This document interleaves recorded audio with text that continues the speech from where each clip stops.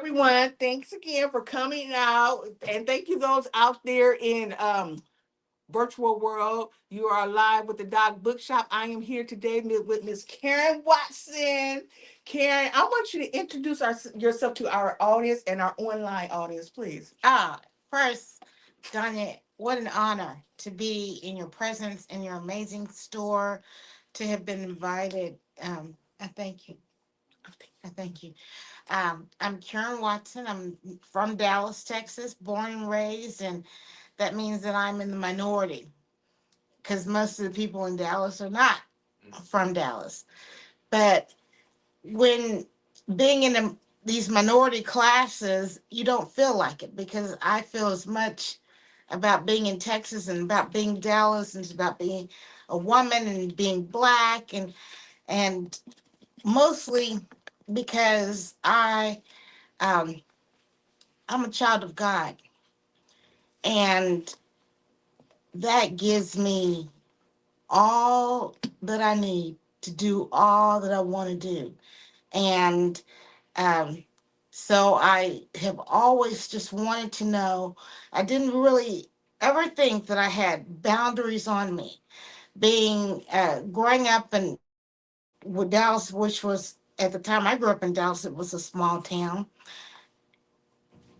Being in Texas, which is great, the biggest state in our union outside of Alaska. Um, so you have those differences, and being uh, a black woman in a city that many thought would not accept me being black or that delegitimized me. And so I didn't accept those stereotypes or those beliefs, but did my own searching. And my searching just tell the truth. I mean, I can deal with the truth, I just can't deal with the lie. And I can deal, as I told my best friend who's here, I'd rather take a hard truth than a soft lie.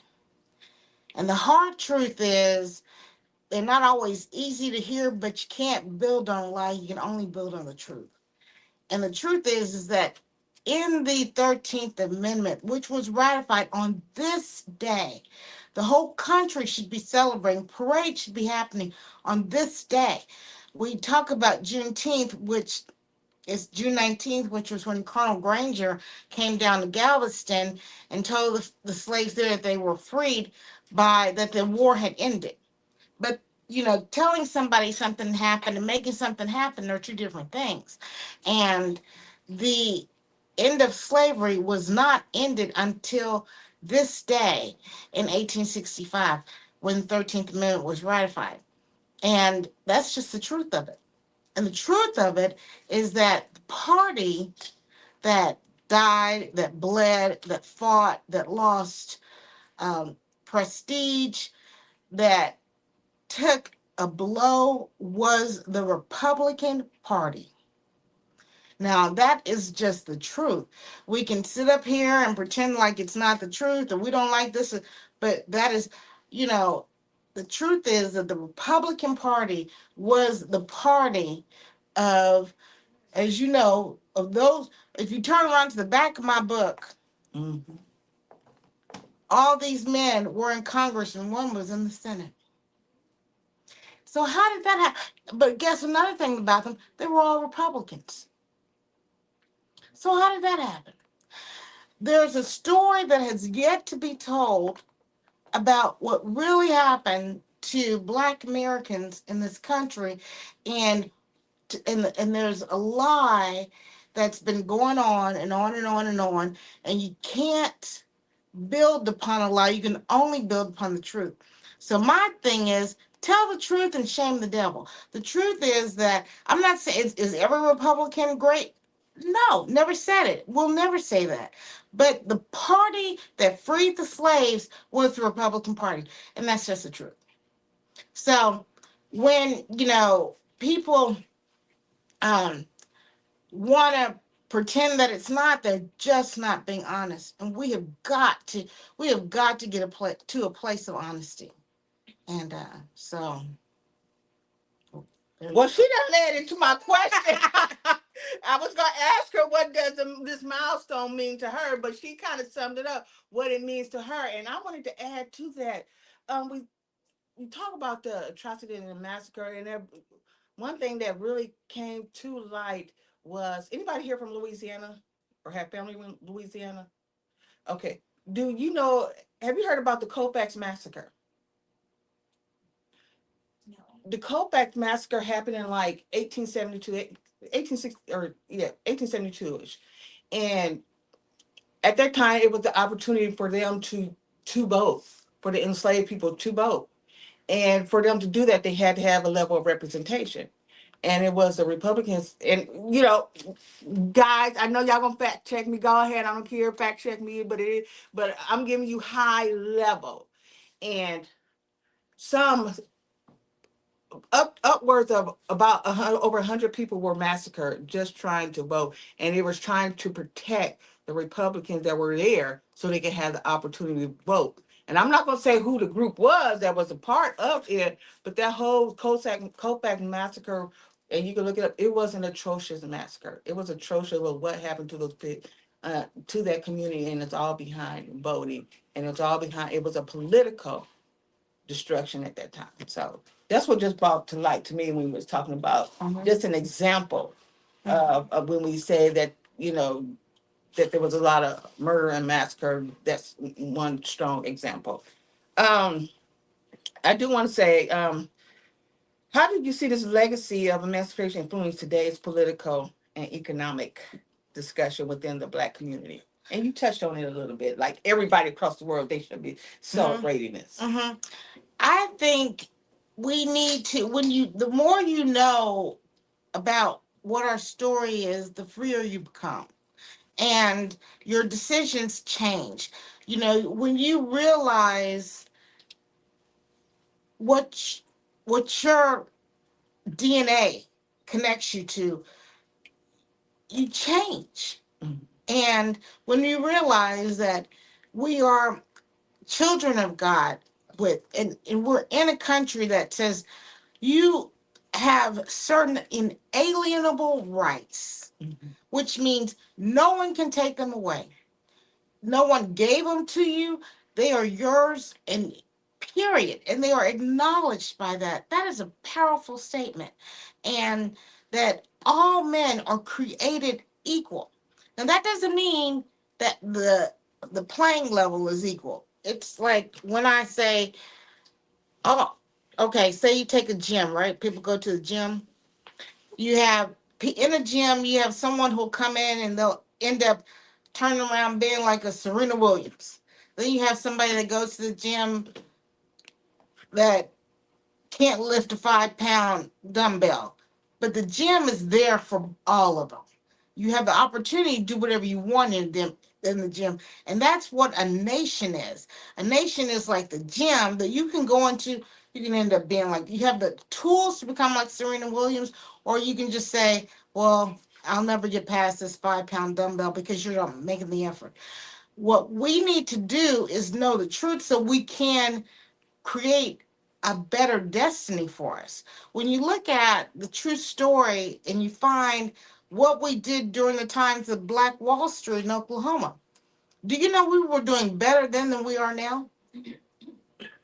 How the heck? How so? We were doing better as far as our marriages were more intact. Mm-hmm. So that is a plus. Mm-hmm. We had less divorces during that time. We had more entrepreneurs, more businesses per capita at that time.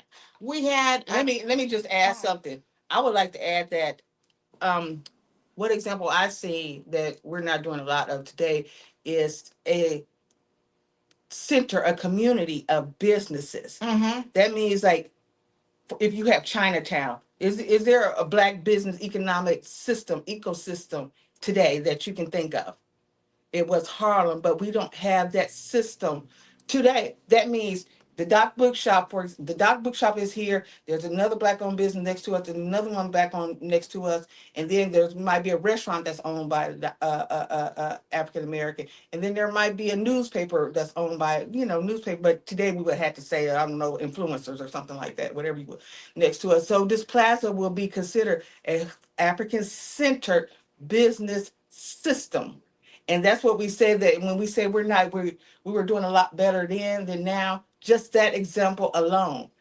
Um, we have been conditioned to do more as a community. They said it's okay, just do pop-ups. But at the end of the day, you abandon your community and you're in this pop-up culture while everybody else around you own the businesses. But not pop-ups. I'm not saying that they're wrong, but you still have to own the businesses in your community. And that's what we're not doing. I know I did Black on the Block. It was a great event.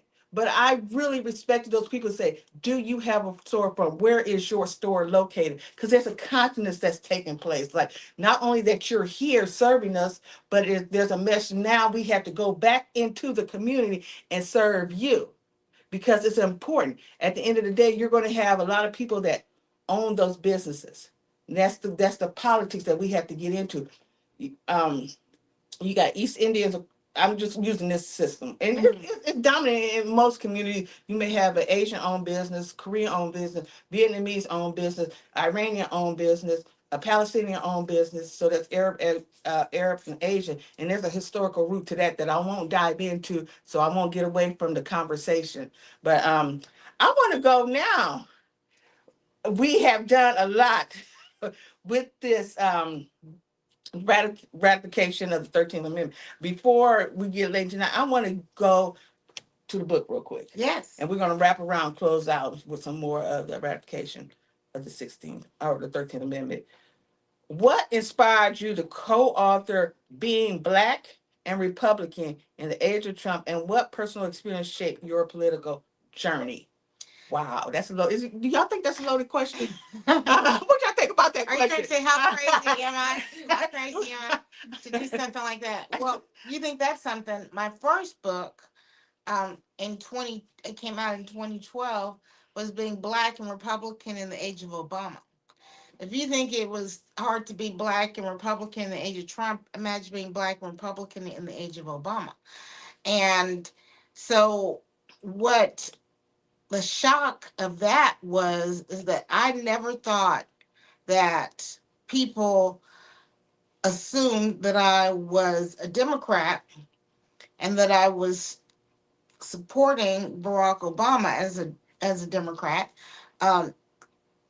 because I've never been a Democrat in my entire life. I've never voted for a Democrat. So people just assumed that, oh, well, she's a Black woman, so that's your market. You know what I'm saying? Surely that's who you're supposed to be supporting. And I just thought that was odd that people made that assumption.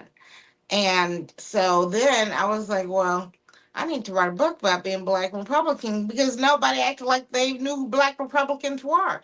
And so, and they thought that's got to be odd to be a Republican. And it was crazy because people sometimes assume that if you're Black and Republican, you must be an Uncle Tom. I mean, I'm just going to call it out like it is. Or that you must not care about the Black community, that you must be the kind of person that is trying to distance yourself from your race. And that's just the opposite.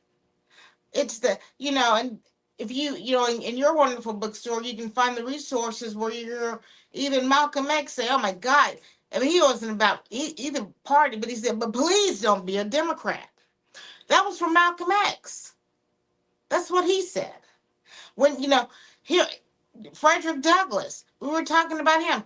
Frederick Douglass says, I'm a Republican. I will always be a Republican. That's from the mouth of Frederick Douglass. So it's just like the opposite. When you deeply love again the truth, then you're like, wait a minute. The truth is that the party of Lincoln, the party of abolition, is the Republican Party. Even, you know, and the history just tells you that. You know, we talk about um, the Black History Month. Well, why did that come out? And people say, well, Black History Month came out because it was the shortest month of the year. No, it was not because it's the shortest month of the year. They designated Black History Month in February because Abraham Lincoln's birthday and Frederick Douglass's birthday is in February and in a week apart.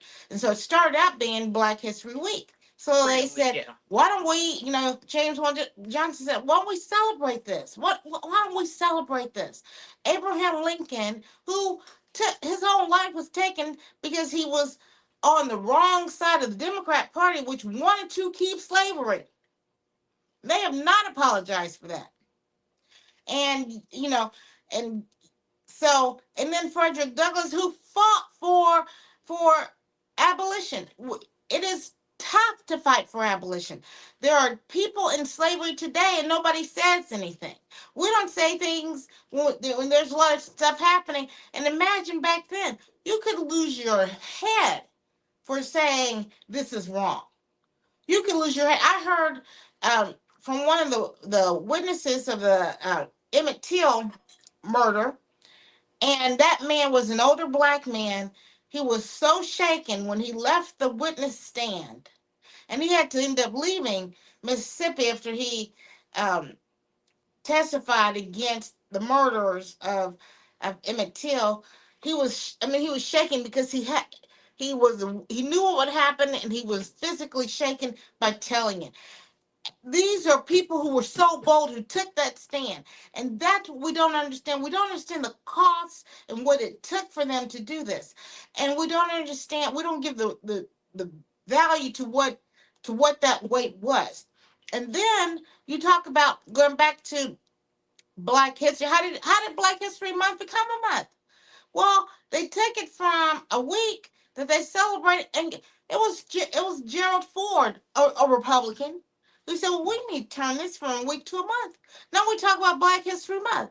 You know, we talk about Martin Luther King's. Martin Luther King is the only non-politician that has a day that we celebrate, national holiday. Who did that? That was Ronald Reagan. That wasn't Carter.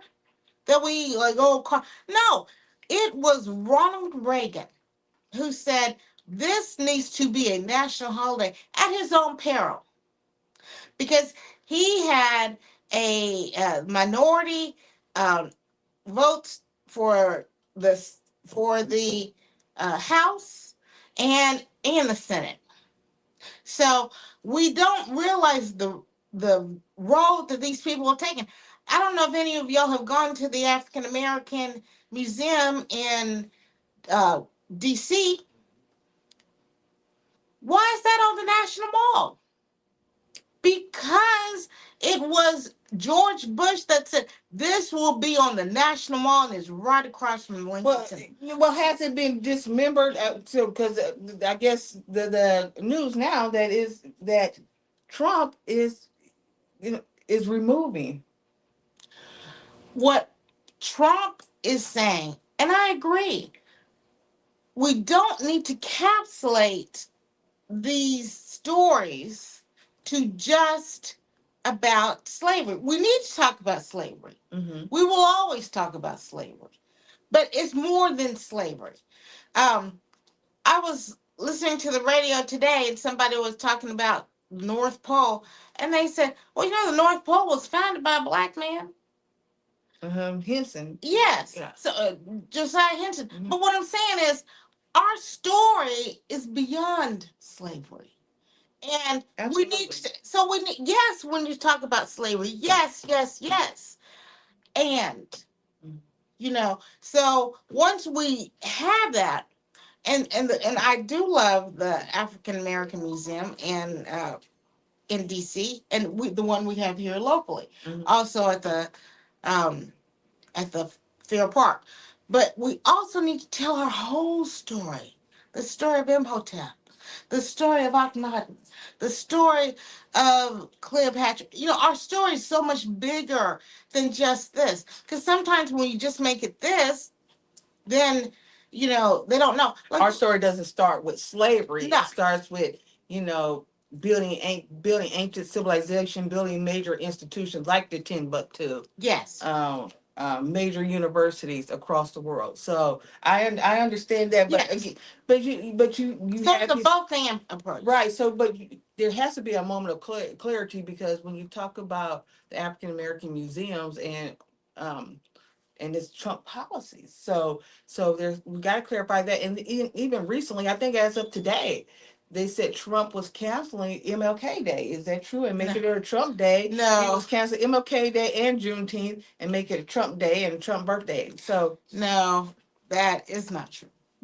That is not true. I was in DC last February or this February to celebrate.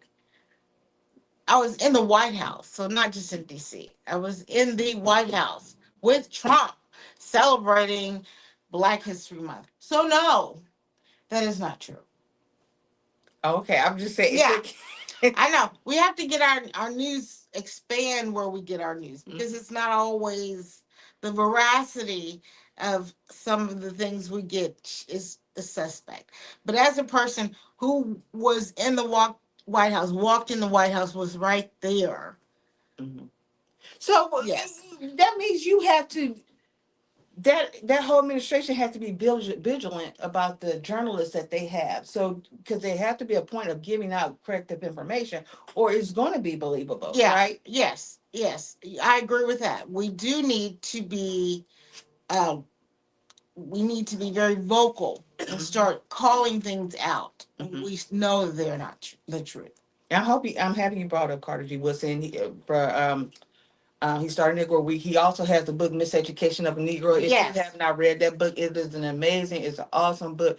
Get it, read it. It's a dynamic book. And I want to ask you another question. Can you share a defining moment when you realized your political views differ from those around you? Oh my gosh, that's a good Like I one. just opened my eyes to it. Yes. Yeah. It's you know you can either choose to be with everybody else or choose to be true to thine own self. Be true, and that's just the road that I've taken because that's just who I am. At least no one's gonna say I didn't know Karen thought that way because that's just the truth of what it is. And I think that once you get to a place and you start getting tired of seeing so many Black people not at parity with other people, um, and you start questioning and wondering why don't we have so many certain things, why are we not achieving at a certain level? And I do believe a lot of it, the fight is in your mind. The Bible says a man, so as a man thinketh, so is he. When you look at people like Marcus Garvey that you have on that wonderful poster, he thought so greatly of us. He thought that there was nothing we couldn't do. He thought that were, we had the DNA of kings and queens in us.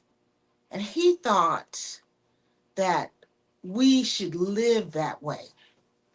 And because he thought it, he lived it.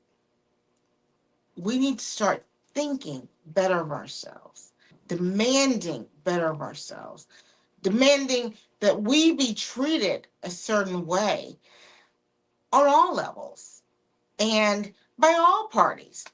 There should not be, we should not be taken for granted by anyone, by anyone. But, you know, life gives you what you demand of it. And we have to start demanding more. And so, what I have always said, you know, I'm going to just tell the truth and be who I am. And that's all I've done all my entire life. Let's kind of cover some themes of this book. um, what misconceptions do you hope to clear up by writing these books?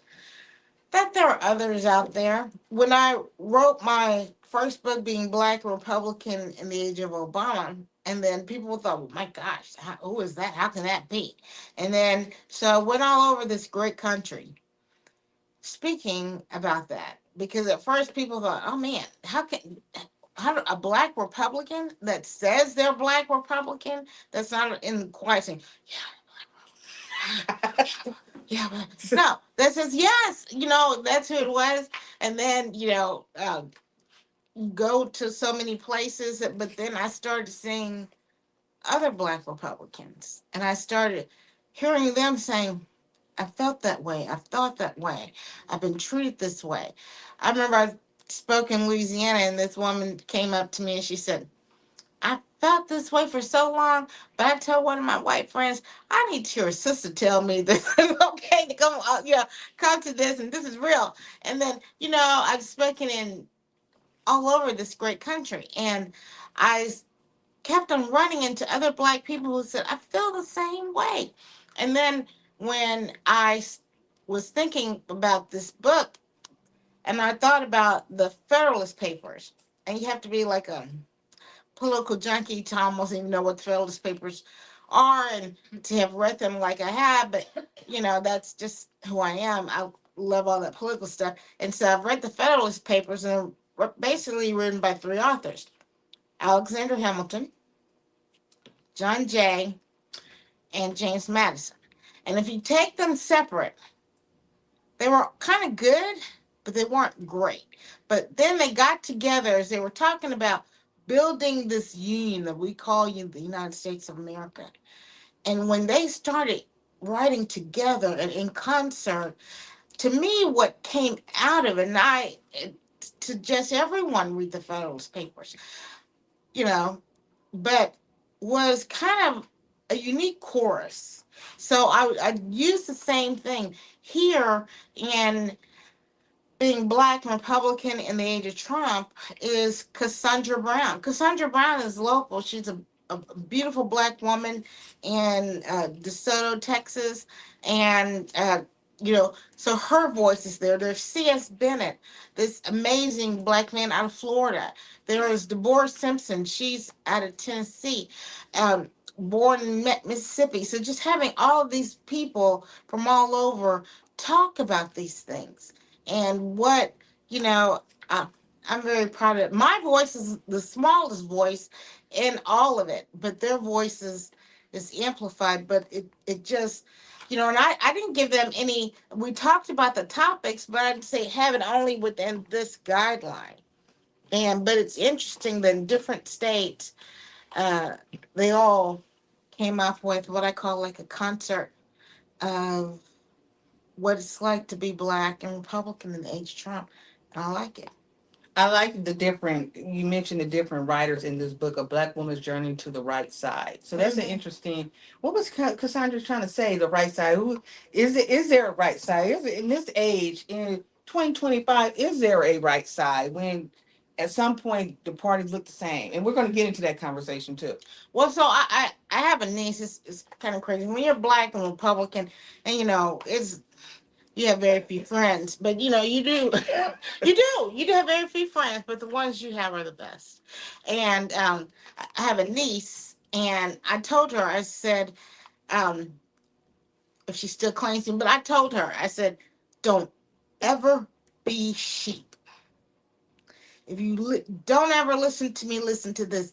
And I say this to everyone: don't ever be sheep. Don't ever be sheep. Don't ever just go along. Don't ever let someone just tell you this is the way it is and just believe it. Question everything. Question me. And she was like, "Why Aunt Kay?" They call me Kay. That's how I know who's my family, so I can ignore them. But and I told her, because sheep get slaughtered. You never follow. You always lead. You always do the information. You always find out. You always have to say, "Show me. Prove it to me. Let me know in my heart what is right. And that is what I want, not, you know, really Black people to know. Stand on the truth of what we are and what these parties have done to us. Be honest about it. So, yes, it's not about, I'd love all people, not just Black, I think every freedom loving person. Who isn't freedom loving? You know, I mean, when I studied Russian in college, not to get into that, but when I studied Russian, that was not a free society. And those were white people. And you saw what the lack of freedom did for them. Freedom is something we should cherish, but we cannot keep it if we are not with eyes open, going honestly into the truth of what is happening. Because when you follow, you will be led. When you look for yourself, and you know for yourself, no one can take it away from you. And that is what's needed with everybody. Because there are people out there, unfortunately there are predators out there, and they want to go for people who are weak, and they want to go for people who, they want to take advantage. And you don't have to be a victim, because that's the beauty of Black history, is that we're not victims. You know our story, we're not victims. You know, Harriet Tubman was nobody's victim. Nat Turner was nobody's victim. I can go on and on. So Jordan Truth was nobody's victim. You know, Booker T. Matter of fact, we don't even talk about half the stuff we do. There was uh, just across not too far in Dallas. I know people don't want to go to Dallas, but there's a museum called the Holocaust Museum, and they did a series about the Rosenwald schools. Now, the Rosenwald schools, there were about 5,000 Rosenwald schools. And what those schools were schools done by Booker T. Washington and Julius Rosenwald. 5,000. Uh, John Lewis came out of a Rosenwald school, and they were all about getting superior education. It's amazing. And it was like 5,000. How come no one talks about this stuff? You know, and they had to dig it up, and they had 5,000 schools all over the country. When segregation came or desegregation came, a lot of them floundered because people were forced into busing.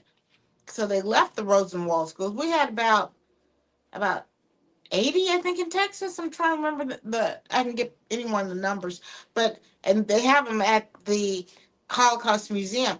But 80 of those schools in Texas, the Rosenwald schools, where they were elevated schools for Black children, done by Booker T. Washington and Julius Rosenwald. And those are just one of the stories that are done. They brought in the man who was, interestingly, he was the great, great, great grandson of Booker T. Washington and Frederick Douglass. Yeah. So, I mean, history is right here, but you have to know the story. Mm-hmm. And we have to be wanting to know the story. We have to stop being lazy and go back to what we can do, because what we can do now is bigger than what we've done in the past. And what we did in the past is pretty exciting. That's pretty exciting. I like how you said know the story, because a lot of times you're talking politics, and a lot of times politics and identity, they tend to intersect. And when I'm listening to you, it is you navigate that landscape of politics and identity intersecting by knowing the history, by understanding the history, and forging forward. Yeah, politics is the page that it's written on. So, in other words, the reason there's this light bulb, politics, the reason that... don't bring attention to my light bulb. No! What I'm saying is... We're going to take care of that. Y'all donation that count, okay? The reason that things are a certain way are because the reason this bottle has a certain amount of plastic. Once it, and William Blake, again, I'm saying don't, I'm not taking credit, I'm borrowing ideas from so many people. And read, be a voracious reader, because the more you read, reading expands your mind. So that's one thing. Message. Yes, Go ahead. read everything. One of the most prolific readers was Malcolm X. One, he read, he read thousands of books. I haven't read thousands of books, and I think I've read a lot. But he was such a reader. He was such a reader. We all need to be reading. And reading, as Dr. Ben Carson says, there's a difference in reading than seeing, because the chemical reaction that your brain goes through, and Dr. Ben Carson is just a genius. But He really is. you know, the chemical reaction of what your mind goes through and what your brain goes through when you read is different than when you see. And so it is so important to read. Always be reading. Always be reading. And don't read junk. Don't read. And I like Beyonce. I love Beyonce. She's a Texas girl. I'm in honor of her and her husband, Jay-Z. I think he's brilliant. But good. But if you're going to read that, let that be 1% of the stuff you read, and read 99% of something else. You know, it's okay to read that, but there's so much power and wonderful things out there. So build your brain with those things. And the more you use your brain activity, the better thinking you can do. Like I used to tell my niece when she was talking to me, and I shouldn't talk to me because I used to tell her the truth. But I used to tell her, you need to be reading. And oh, I can't. But yeah, I said, read, read, read. And I said, the more you read, the better your thinking gets. You want to start making better ideas? Read. Just start reading, because reading is, it's like exercising, going to the gym. You want a stronger bicep. You want to pick up something that you're definitely strong, because you picked up that box of books and I was struggling to pick it up. But you get it. Long time job. But by doing it, by constantly doing it, you build those muscles. And that's what's important about reading, is you build your muscles. And we need to do that, because we are producing a dumb generation. On that note, I'm about to open it up to the floor, but I want to ask this one question. It's two questions. I don't know. I might need to do a one. We'll see how the first one goes. Okay. You're right. Trump administration accomplishments for Black America. And then you write Biden Harris administration accomplishments for Black Americans. So maybe we just do the one. I don't know. What y'all say? Both or one? Okay, let's just do Trump administration accomplishments for Black America. What would you say that is? I think the main is that giving Black Americans out of the victimhood mentality. Because I really do believe you start the mind. You start in that No, mind. what makes you think the victimhood mentality? Because they were telling people they were victims. They said, "Who did you wrong?" Everything was a blues song or a country western song. Somebody did something wrong song. That's all it was. You're a victim. You're a victim. You're a victim. And if people keep on telling you you're a victim, you're a victim, you're a victim, you start having victim mentality. You start looking for the person who did you wrong. You start saying, "Look," and the truth of it is, everybody did somebody wrong. My grandmother, and we should have threw her name in the ancestry, because she was an amazing woman from Head, Texas. But when you started to complain, she would say, they crucified Jesus. She would say, so what, they did whatever to you. You're not Jesus, and they crucified him. Somebody somewhere is gonna not like you for no reason. For no reason. People don't like me because I'm a Republican. They wouldn't like me if I was a Democrat. You can't build your life on what you think is going to be response from other people. What we need to do, God has given us such a unique. There will never, ever, ever, ever be another Danya. Ever, ever, ever. There was. Why did my mother put her head down? What are you putting your head down for? Why did you just do that, Jess? I'm sorry, I had to call it out. When you said that, I looked at her and she's like, "Oh my God." This is so unique that this time, in this moment, we have got to be authentic right now, and to be in what God has you on this planet at this time for a unique purpose. And you got to live into that purpose. You got to believe that. And, you can't become a victor and a victim at the same time. So I really think, because I do believe it begins in the mind, that the the opportunity to just be, period, is one of the greatest things to take away that victim mentality of our people. Because we're not victims. Were we slaves? Yes. But were we also kings? Yes. Were we also queens? Yes. Did we were in creators? Yes. Inventors, yeah. Yes. Did we build this country? Yes. We, for every war this country has ever had, do you know that we have had uh, fighters in this country Mm-hmm. who were black? Mm-hmm. Everyone. The American Revolution, the the Texas Spanish War, every single one. Texas got its freedom. They talk about the Yellow Rose of Texas. You know the Yellow Rose of Texas was Black a little woman. black. Yeah, yeah, she was a little yellow girl that kept Santa Ana. Mhm. So our story, everything, anything success. Let's live into that. I am. We don't need to be into that. So yeah, I do love that. Okay, she has a whole section of the Trump administration accomplishment. You probably have to get the book, get it. But I want to open questions from the floor because I can continue asking a whole bunch of questions. Anybody have questions? Well, I guess you already answered it because I was wondering what made you decide to be a Republican. You already answered that. When I was in high school, and it dates me because I only tell people I'm 29, but they start doing the math and realize that's not true. But when I was in high school in '84, I went to went to large college, but small high school.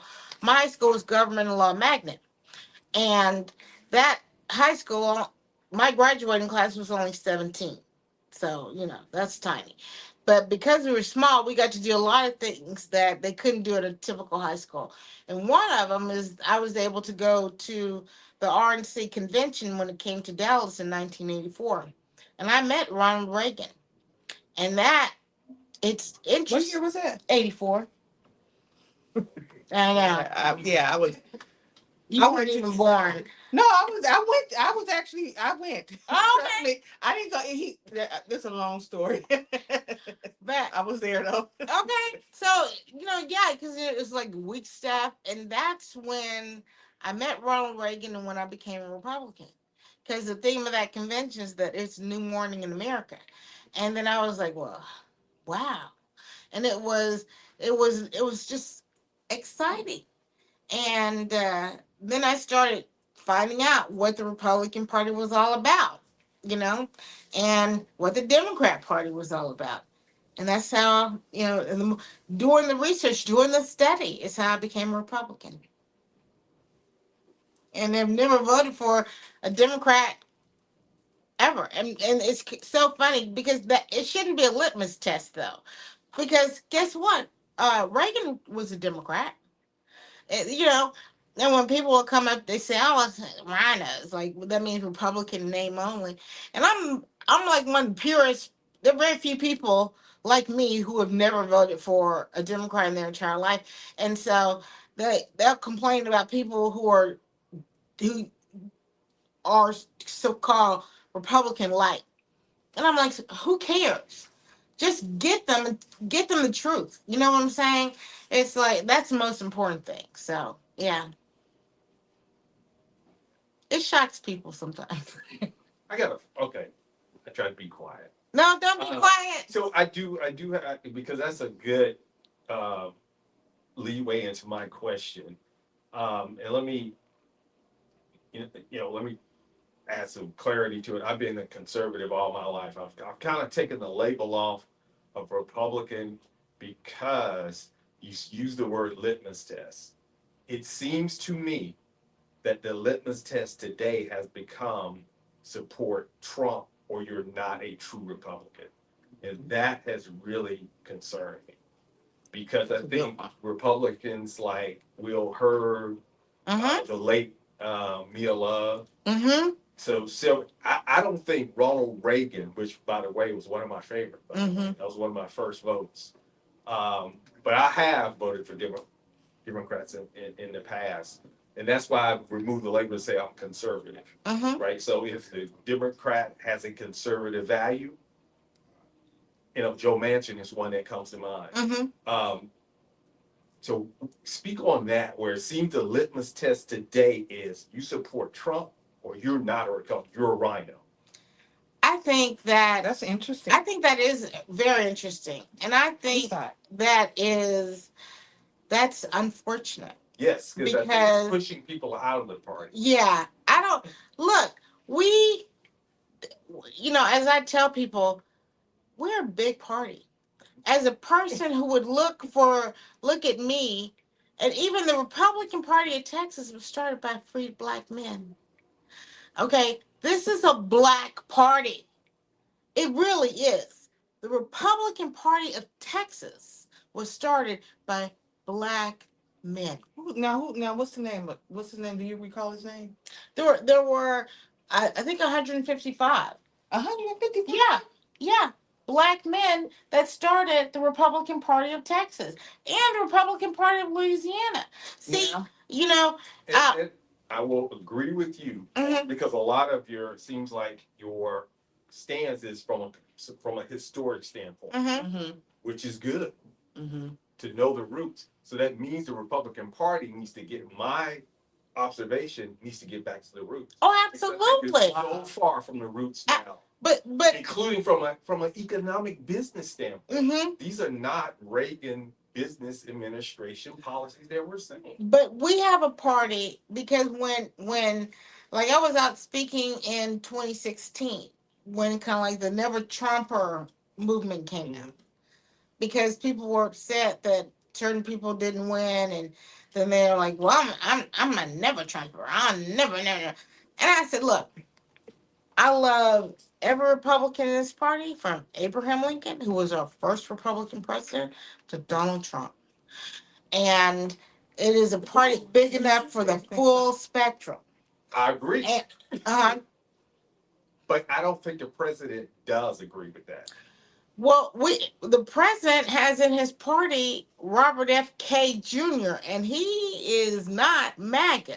So I think, He has become MAGA. well, let me think- tell you, RFK Jr., like him, love him, hate him, he's not MAGA. But guess what? Neither is Tulsi Gabbard. No, neither was Marco Rubio. Neither Right. was Ted Cruz. Neither Well, was Ted- Lindsey Graham. But Ted- they're all MAGA now. Ted Cruz is, but the point that I'm making is, if you look at his cabinet, In Mondana, the new mayor now, isn't he making now? oh gosh, I don't think But so. he was a Democrat slow. I don't know. It I'm goes just back saying to what my I just point. seen. Well, That but I want to just go. I want to. because Trump seems transactional.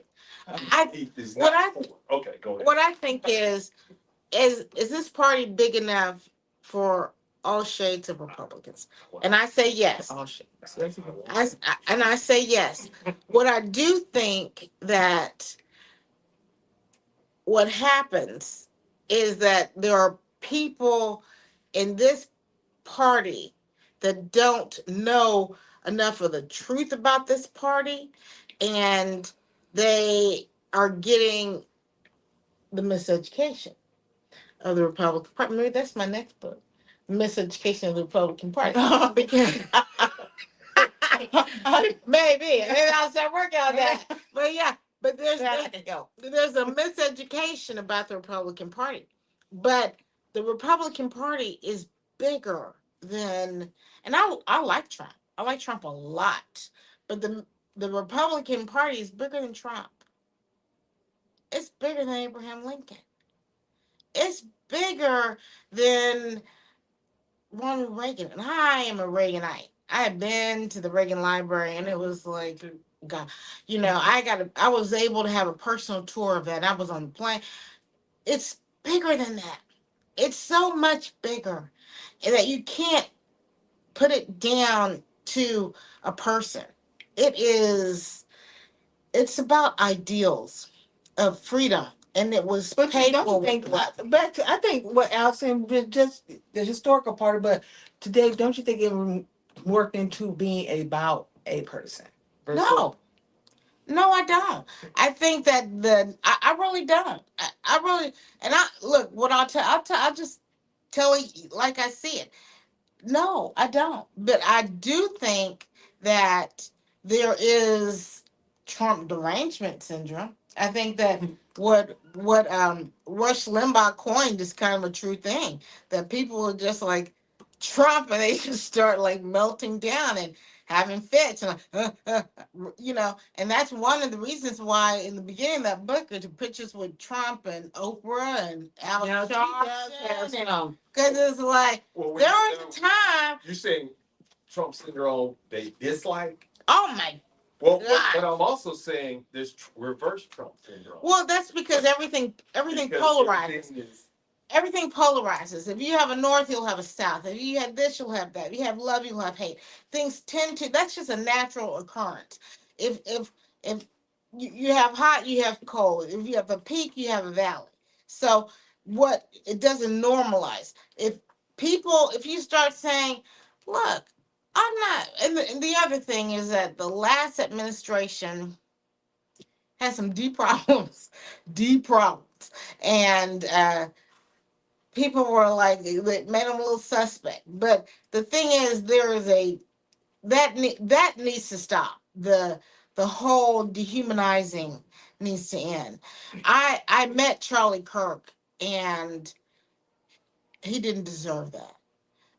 To be shot at a college campus asking questions, no one deserved that.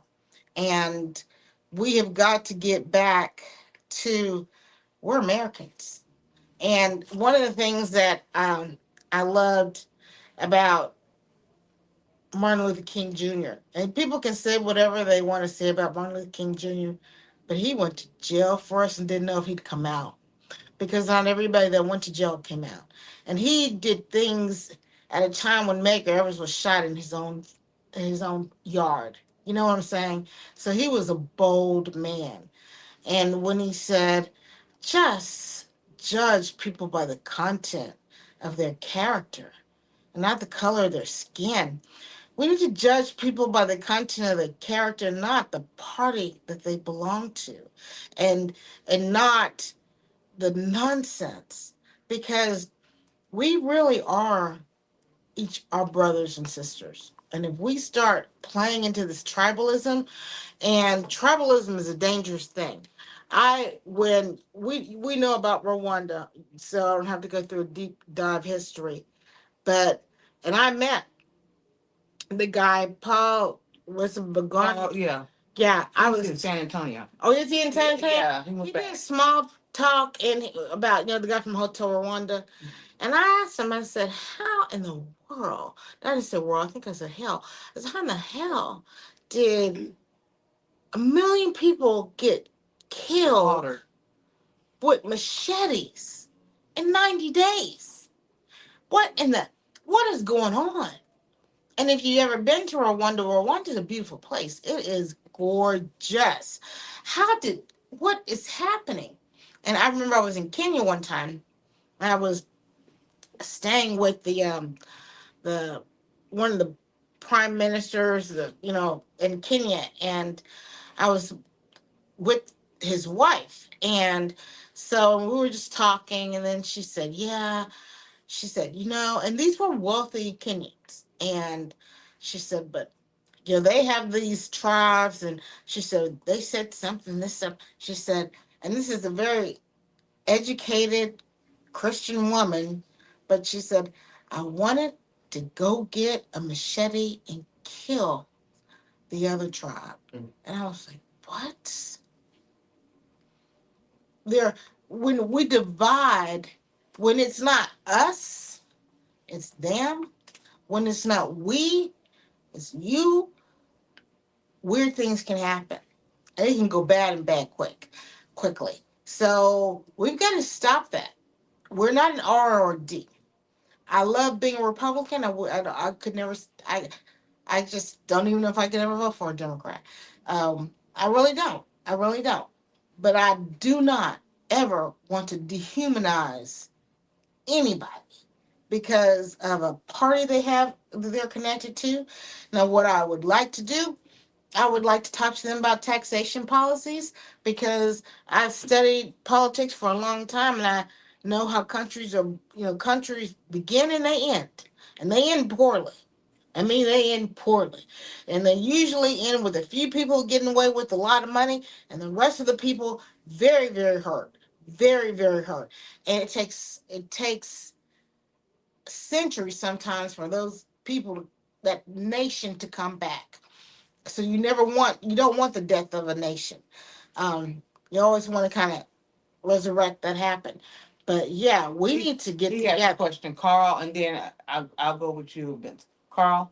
Yes, President Trump and President Grover Cleveland Mhm. are the only two presidents that have been elected, then set out 4 years, then were reelected after 4 years. It would be a great book for somebody to write, the comparing and contrasting of both administrations, because Trump is so much farther to the right. Grover Cleveland at one time was sitting on the board of Tuskegee with Booker T. Washington, and he also had trades and had money for trades for blacks specifically. Mhm. And so, and he also, another note, he had the youngest first lady in history. Ah, Carl, you would know something like that, Carl, right? Would you? So like I said, you need to write that book. that's a lot. I tried to do about the other way. Yeah, all right. That would bring you more into the mainstream. Yeah. Yeah. And also, Theodore Roosevelt was at one time, after he was president or before, both of them at one time were on the Tuskegee board at the same time. Mm-hmm. Yeah, he was close to Booker T. Washington. He was close to Booker T. Washington. Yeah. They were friends. Yeah. They were friends. Yeah. Yeah. They were friends. And that's very interesting. And there's a Kay Bailey Hutchison did a book about the first wives. So and she included all of the first wives. I mean all of both parties. She just did a book about the first wives. So yeah. So Al, was your question answered? We got Carl. We're gonna come back to yours because I think we got to really deal with that contemporary issues. Oh, Vincent Shango. Yeah, part of it, I'm gonna make a statement, because again, we all should, one of the things that you're saying, and I agree, we all should do our research, we all should do our due diligence. And you can hear some of what I'm gonna say echo in social media or ramparts to a degree. The country that we live in is a republic, it's not a democracy, Mm-hmm. okay, it's a republic. A And constitutional republic. see, now that's going to be my question. Oh. And so I'm saying this, that coming out of slavery, the Republican Party, that party that's Republican did way more, and the party that was holding against or standing against it was the Democrat. Matter of fact, I believe the KKK started out of the Democratic Party. Mhm. Just do your due diligence, do your research. And the thing with this is the black vote, I don't even like saying that word, but the black vote was Republican up until JFK. When JFK ran, because of The Southern strategy. right, and so then it went out and never came back, and it went to the Democrats and never came back. So ideally or holistically, because of our mindset, because of who we are, we identify with Republican values and goals. And you speak very eloquently, because my challenge is this: I'm not a Republican or a Democrat. Whoever, when we have forums in here, whoever I can identify with that's going to do something on a community level, Mhm. that's who's going to get my vote.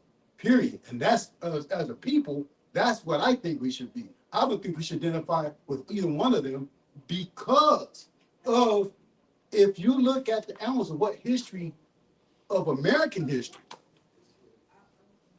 I don't want to be a victim by saying this. They owe our ancestors. You may not think they owe, no, they owe the people who built this country. And that has to be paid.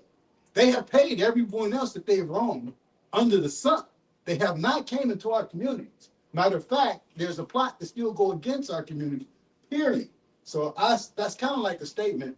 My question is, because this is based off the 13th Amendment, does that tie us into, I don't want to say a contract, I don't want to say does that tie us into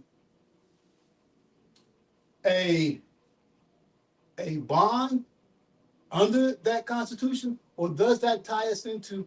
I gotta make the question right, because the 13th Amendment is pivotal. Take your time. If you come in and you say and you identify with being a United States citizen, to a degree you lose your rights because you're swearing to be a United States citizen.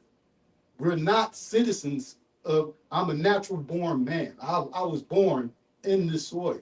I don't identify with anything that declares me anything other than that. I can say American. I can say African because of my root. Most people of my color come from Africa. Most people with this hue, matter of fact, we can all do the research. Life started in Africa. That's a fact. Okay, so we can all identify with that. But then when you go globally, somebody say I'm Chinese, somebody say I'm Japanese, somebody say they identify with a landmass. You see what I'm saying? So I can identify with America. I don't want to identify with being a part of a doctrine that brings me into a citizenship where the possibility of me losing my rights is, so that's what I want to find out about the 13th Amendment. You see what I'm saying? I don't want to be tied into something where there's an assumption or presumption. No, my presumptions is I'm a natural born no matter where I go. As long as I don't offend, as long as I'm not trying to harm you, I can do anything. There's no laws against me going, I don't need your license. I don't need anything from you. You see what I'm saying? So that's my question to a degree. That's it. Under the 13th Amendment. Under the 13th Amendment. Now, I got it sounds like you have a couple of questions there. There it is. I'm just going to say, if one of them, it seems to me, and I don't want to tell me if I'm wrong, and I'm just going to ask it. What is the stance of the Republican Party when it comes to reparations? Is that straight I shooter? didn't ask about reparations. Well, we can give the I made a context. statement. When we I made get a the statement context. I made a statement because no party, Well, what? neither one of them, the Democrat or Republican, has came through and said, hey, this is what we're going to sanction this to, we're going to get this, we're going to balance this book. You see what I'm saying? We're going to set the legislation. They said 40 acres and a mule, right? If you know what 40 acres is, that's a substantial amount. We didn't get that. Matter of fact, the only thing we got was things that continue to take away from us. So if you look at, I don't care what government it is, and if you look at the policies in the government, they have really been we say black people or colored folks or whatever, has been anti that. So that's a fact. So until you change that, and that's not my question, that was a statement. You see what I'm saying? Mm-hmm. Because no party, that's why I don't identify with a party. No party has come to the forefront and said, hey, this is what we're going to do to balance that ledger. We have to start in the reason why we're having the problems we're having, they don't want to balance the ledger. So we're going to always be lopsided. We're always going to be misinformed. We're always going to be undereducated. You see what I'm saying? Nobody with money and power is going to come to you and tell you what you're supposed to do. None of them. You see? But the question is under the 13th, because if I have a constitutional right, if I have a right, and we're coming into Kwanzaa says, Kuji Shakalia, a right to determine for myself. If I have a right to determine for myself, I can stand up and say, hey, I'm a natural man. My name is Vincent Lewis Haynes. I'm not an artificial person.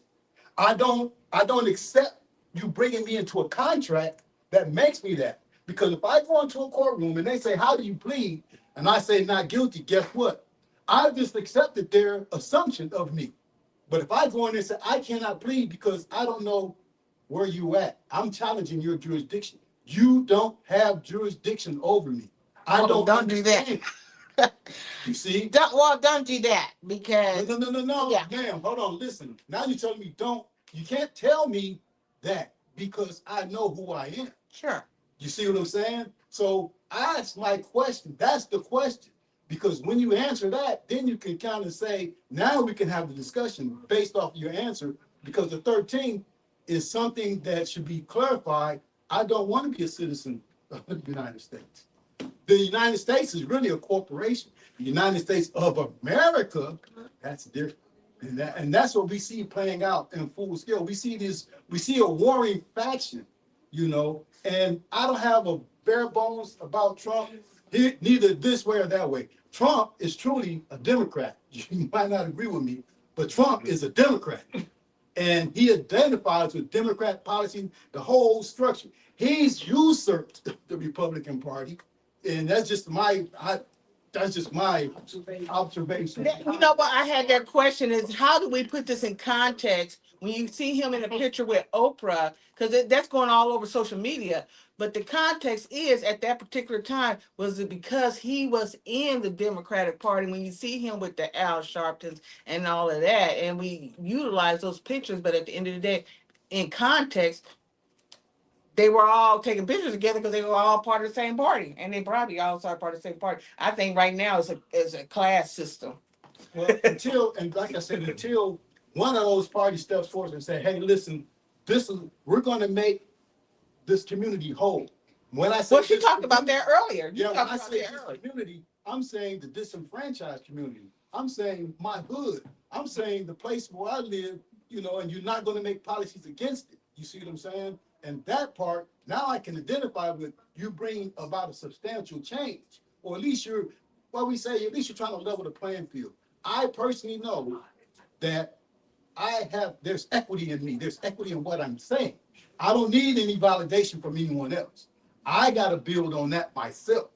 You see? So my question again goes back to the 13th, because if I come and I say, hey, you violated my 13th Amendment right, you know, and they say, well, no, we didn't, because you're a citizen of this fictitious, you're a corporate entity.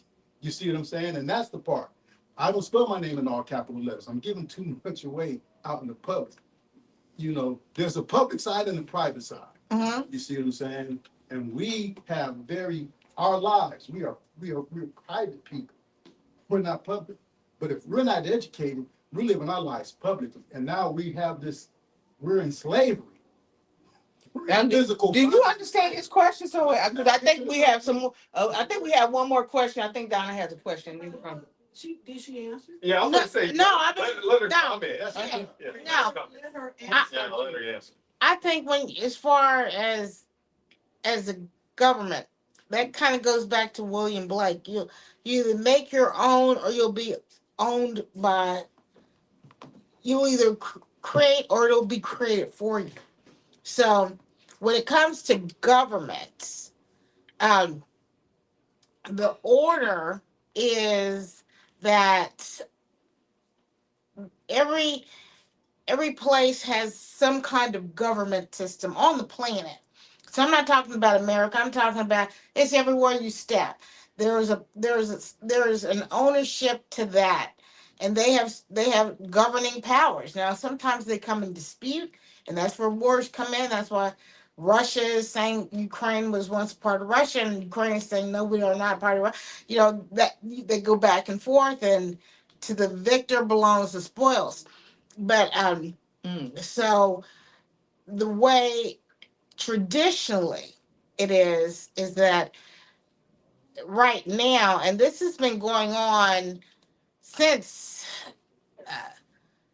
the Persian Empire, the Babylonian Empire, you know, the Egyptian Empire, they all have now Rome, and you sound like a person who studies nations. Rome had a unique system where with Rome, the Roman Empire, their citizenship was a little different than citizenship is today. So their citizenship under the Roman Empire was varied. It was there were different levels of citizenship. I don't know if you've studied that, but so a lot of it is different. And then of course they have the tribalism that we have a lot of in Africa.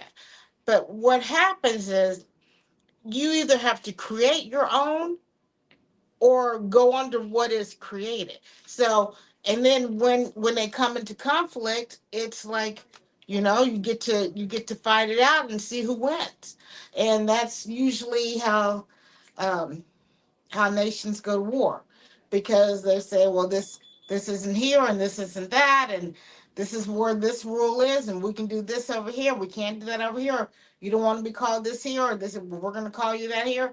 It depends, it's a battling of the rules. But the most unique, and it kind of goes into, if you've read I'm sure you have, the rise and fall of the Roman Empire. So if you look at kind of like here, this huge empire. So how did it implode? So Rome was not destroyed, it imploded. And part of the way it imploded was because of their varied uh, citizenship that they were doing. Like we have what's called, like, when you're in America and you're born here, you can say, well, I'm a citizen here. That whole thing of citizenship is unique. It didn't always used to be that way. So you could be born someplace and not be a citizen. So there's a lot of things, which just tells you I've studied too much about stuff most people don't care about. But so there are a lot of different ways to accept it. But it also is you have to be in concert with the two. It's just like when you have um, uh, a language, we have to agree that I means I, and not we, or we don't have a conversation. In exchange. And so you just have to, and if you're like, no, I'm going to believe that, you're okay until someone wants to fight you for it, And if someone wants, it's like, that's kind of like the whole Bitcoin thing. They have all these countries that, well, we have our currency. Well, people are saying, well, that's not, I'm gonna have a different kind of currency. Well, you have a different kind of currency, then what's the standard? Well, the standard is my standard. Kind of like what you were saying. It's the way I want it to be. But if you get enough people behind it and say, well, I'll fight you for it, until someone says, I'll fight you and knock you over, or you say, well, I have a big army. What army? You got your army, they got their army, and you just battle it out. You can always fight. Russia had 100 revolutions in 100 years. Sometimes it's good to, just good for countries to have changes in definitions of certain things.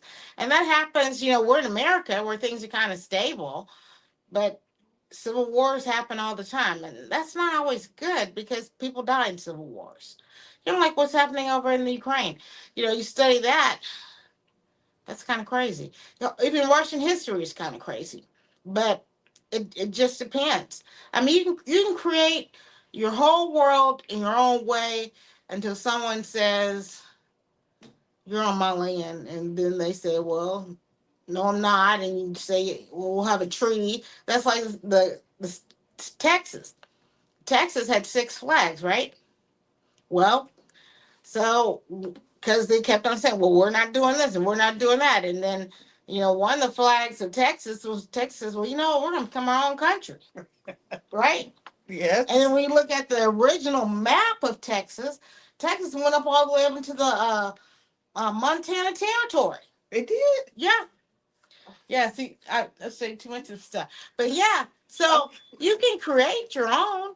And like even the Confederates, that's like when they did, they said, we want to keep slavery out. You can't tell us what to do. And then the Union and Abraham Lincoln said, but y'all are part of America. They said, we're not a part of America, right? Right? That's what they said. They said, we have our own, they had their own treaties with other countries. The South did, right? The Confederacy. They had treaties with Mexico. They had treaties with France. Now, how they had treated Mexico was against slavery. No, but they were for what was coming out of the Confederacy. They had their own currency. You could buy. There was a Confederate dollar. Okay, so they said we don't want American dollar. We don't want any of that stuff in America. We want our own, and that's why that's part of it. And then we want to keep slavery on. We want to run it the way we want to run it, how we want to run it, and that's until. But like I said, you can create whatever you want if you can fight and defend it. He who has the power set the rules. Donna, you got the last question.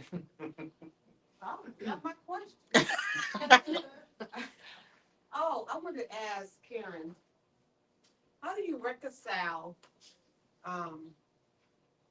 being, you said you love Trump, you support Mhm. Trump and all that. So I'm just wondering, how do you reconcile being a Trump supporter in light of the Project 2025 and in light of Elon Musk and what his father and his folk represent? How do you reconcile all that? Well, I don't judge anybody by their family, as I wouldn't want anybody to judge me by mine. And You they, don't judge people by their association? I, you know, I wouldn't judge anybody by their family. I really wouldn't, and I wouldn't judge. No, I'm talking about Elon and Trump are not family. They're associations. They're associated. I They're in company of one another. right. Yeah. I haven't seen, and I don't. Now Elon Musk, I have not studied. I know people who know him. I know he has a company in Texas and he's bought stuff. I know people who worked for him, but I don't have. Again, I don't have the knowledge to go to talk for or against Elon Musk, or because I just don't. I just don't. Um, I It's because he was just a distraction early on in the Trump administration. Like he was just a distraction. Like was that his role? Because he was very much out in the forefront when And he was doing symbols of Nazism. I mean, he was pretty bold about it. And some of the things that are in Project 2025 is pretty bold. So I'm just trying to figure out how do you reconcile that and be in support of. I know people who the Project 25 came out of what's called the Heritage Foundation. The Heritage Foundation is people can call things one thing and they could be totally different.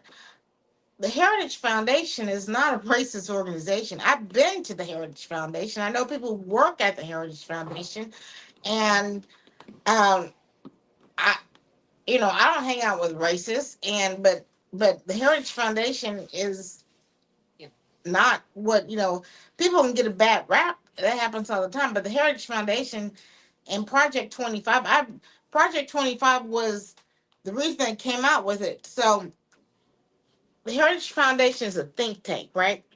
So what think tanks do is they come up with ideas, which I think is the best way to do it. They came up with ideas, and guess what they did? They published it. That's pretty powerful because they said, you know what? We want to publish it so everybody knows what's going on. it's a think tank. One of the things that they That's do, big. which I believe is they said, we need to do something about this runaway abortion. I agree with that. Full stop, full stop, full period. I agree with that.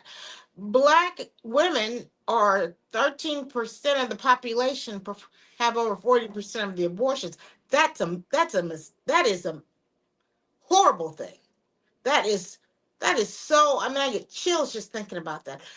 You have more aborted children in New York City from the wounds of black women than the live births. That is insane. That is insane. And Planned Parenthood is making a killing off of that. People aren't talking about that. So that's one of the big things that happened in Project 25 under Heritage Foundation. It was not And to. also they're planning for the book banning and all that. I don't want. Look, I read more than most people. I'm not saying there are probably people in here who have read twice as much, 3 times as much as I have. But there are a lot of things that do not need to be in certain schools. And I'm not talking about To Kill a Mockingbird. But there are some things like I agree. there are some things like making sure we won't have any kids in here. They have some stuff there that could curl your hair that do not need to be in elementary schools. And I say that full stop.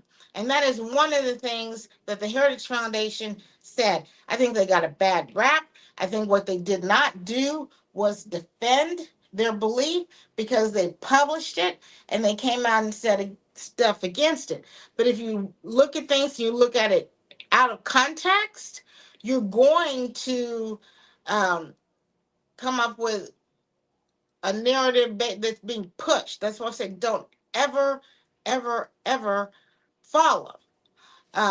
Always do your own research. I have read the Heritage Foundation's 2025 project, and it was not anywhere near to half the stuff they said it. And like I said, I've been to the Heritage Foundation. It's over there in DC. I think it's off of K Street. You know, big building, and they're open. It's not, you know, some kind of weird place where weird things are going on, and there are tons of black people who are there and who are and not just black. It's very multicultural. So I wish they had kind of got ahead of it. And what they did is when they saw how the election, or they were hoping how the election was going to come, they said we need to come in with certain things that we stand for, and we stand for life. We stand for the sanctity of life and what that means on all sides. They also wanted to say we stand for less interference into education with children. Some of this stuff with the kids getting into some of that pornography, or we don't want drag queen story hour. I don't want that either. I don't have any kids, and but I do have a niece and a nephew. I don't want them having that kind of stuff. I think that kind of, again, I think it poisons the mind. Many books like May Among the Stars. I don't know what May. They May. also get into Black history books as well. So they, What's it called? Man Among the Stars. She's getting more into I mean, I just never May- heard of I the mean, I stuff. know what you're saying, but while they're doing that, they're also doing other stuff. let me help clarify that. So book bannings, it's a compilation, right? And so in certain parts we don't have one singular list. I don't know if anybody has one singular list. So they have different cities coming that says they're banning books, right? Like Man Among the Stars, for whatever reason, was banned in New Jersey. I didn't understand that. I don't. Then it made Jameson's story. So why didn't they? Oh, the why, astronaut. yeah, Okay. yeah. Why didn't they stop that? And I think everything. I don't think there's a good list. I think Texas does have the 800 list, and that we still have to go through as a community, because it's. I think the cities and the districts are controlling these book lists. Well, Texas is changing and morphing to something different, where it's going to be covered on state level. I don't recall. But I think we have to really look at that strategy. How are book bannings happening, and who controls the ultimate list of book banning? We had banned book week, and I could not find a singular list. Like, it's all over the place. It's just everywhere. So I don't know how is the administration handle. I think the fair question: how is the administration handling the book banning, and how are they handling it? And do they need a nonprofit like the American Reading Council to take that on, which is the Dog Bookshop nonprofit, to take on that list or that process to say, hey, we're going to control what the book, we're going to govern to see that. We're going to compilation. I think Pen America has compiles the list. So it's like, who controls the list? Each state will have their own list because it's not a federal. Well, states control education. Education is controlled at the state level, but I mean, some books I don't believe need to be for everybody at every age. I don't think it's appropriate. Exactly. So if there's another question, because I want to get a chance for everybody to get the book or talk to her or have one-on-one conversations with her, because this is a lot of information. I think I need a part two, don't I? I think I'll do a part two in Dallas. Yeah. Yeah, we need to do a part two. In Dallas. Oh, okay. A Republican in the age of Trump. So the Republican Party seems to be under siege right now. Can you talk a little bit about that push and pull in your party? Because your party is under siege through Trump. Under siege by They're the conservative Republicans and the liberal. And the rhinos. Every party has. I just learned about the rhinos. Yeah, so we're full circle. So it's kind of good to your connection. yeah, so we're full circle. So you have as I've Republican Party. yeah, as I've said, the party has I think the only thing that the Republicans hate more than Democrats are the Republicans.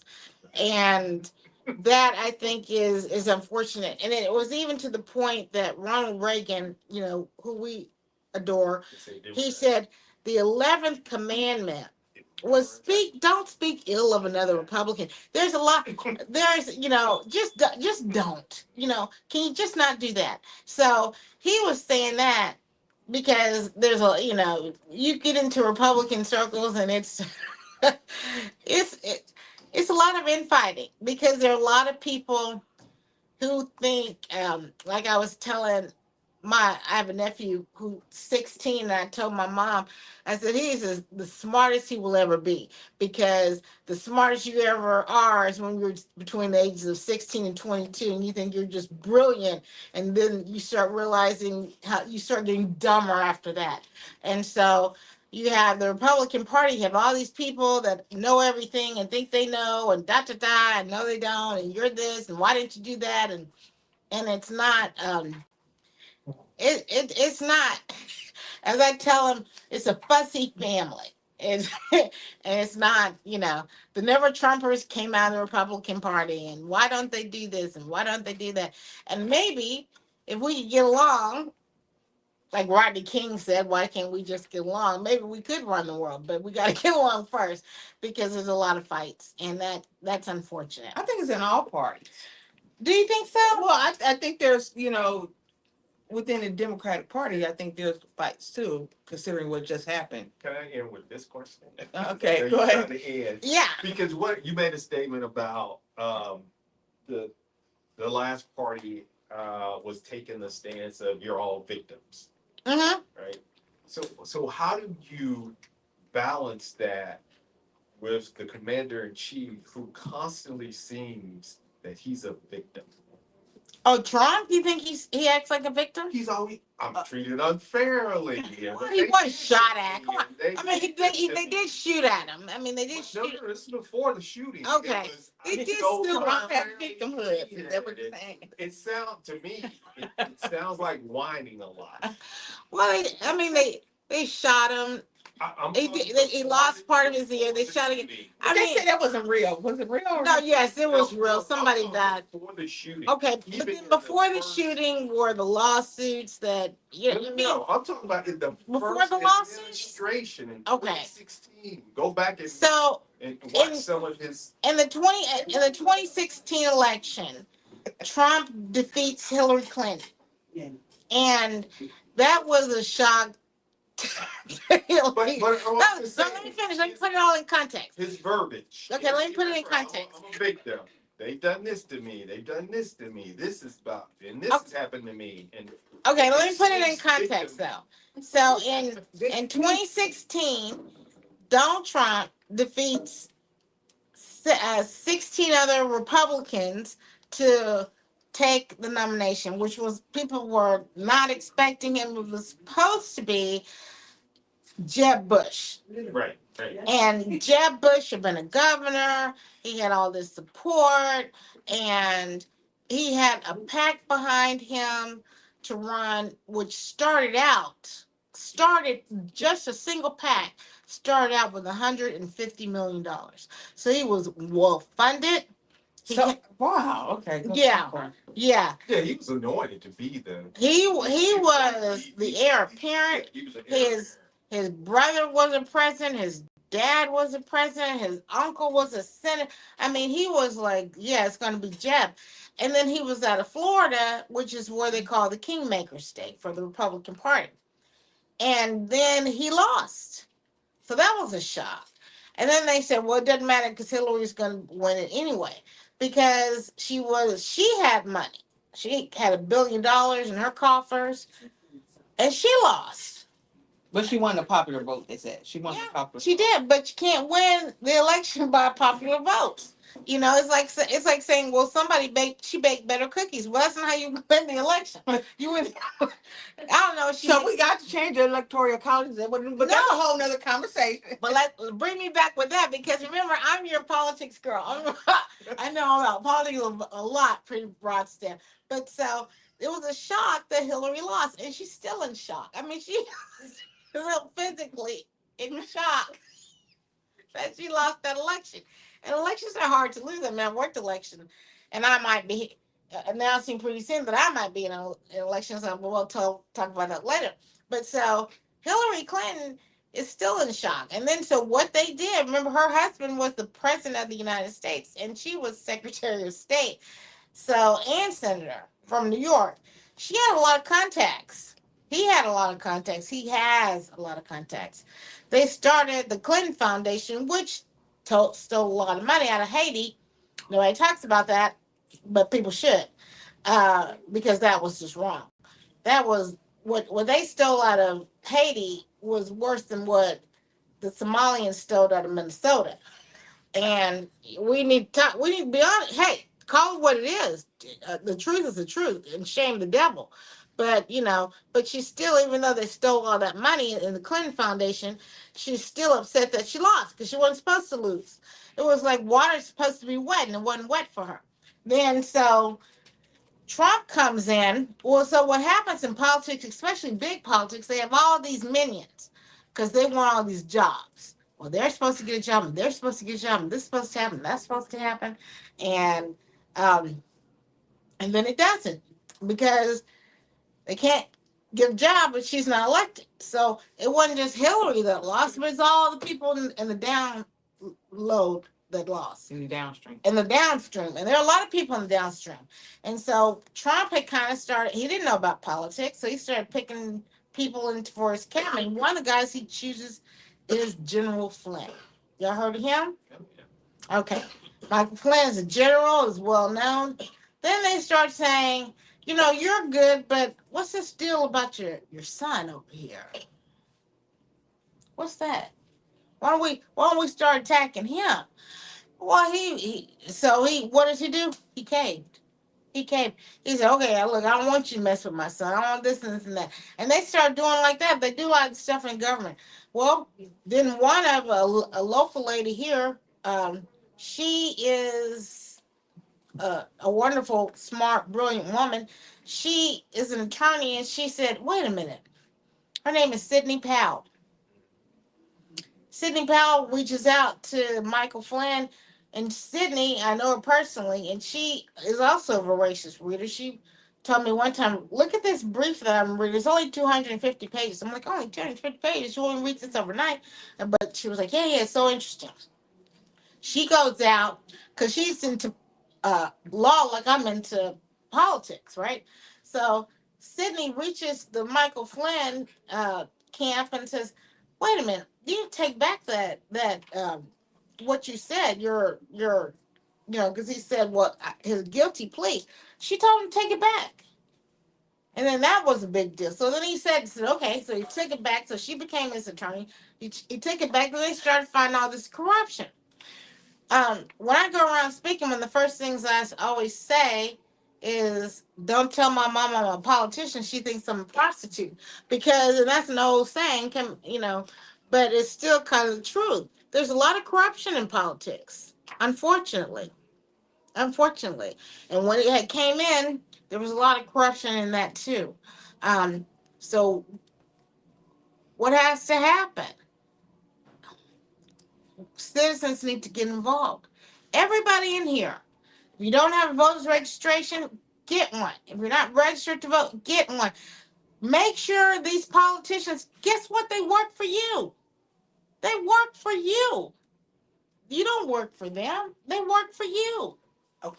Get involved. I'm gonna close this up, but I think everybody's on the top of And their vote head. Republican. On the top of their head, this redistricting that just was handed down from the Supreme Court that confirmed the redistricting to take place, do you believe that was to control the black vote, to eliminate the black vote, or to lessen the black vote, or the impact, or? Good question. I believe that vote that by the Supreme Court to keep the redistricting the way it had been redrawn was, and granted, they withdrew the district so they could keep power in the Republican Party, increase it with the new districts through gerrymandering. I don't like gerrymandering. I think gerrymandering is a bad thing, but we can't keep. I had this conversation earlier. You can't keep redistricting yourself to make it more sense to you. You've got to start doing the hard work, and the hard work is telling the truth, showing the people what your ideas are, and building a party off of that instead of trying to do the weird cutouts so that you could get more people who think like you to vote like you. What we've got to do is start teaching people water is wet. Fat meat is greasy. I mean, bringing some truths, because they're just some basic truths that we have got to explore. And that's the thing. The basic truth is that freedom is vulnerable. And if we lose it, it'll be a place that we don't want. And you got to hold on to it. And the one thing that we all have that's worth more than $1 billion is our vote. And it should not be taken lightly. So I'll do this one for Al to close it out. Freedom and liberation is not passed through our DNA. We have to fight for it each and every day. Who quote was that? Ron? If he said that in the privilege class, we should do it nothing less. Okay. I will close out. Donna, shut down our live because this is going look at it running over here. This can go on all night because there's so much happening in the political realm. Okay. Bye. Thanks for tuning in. Shop the dog. Shop the dog. Dogbookshop.com.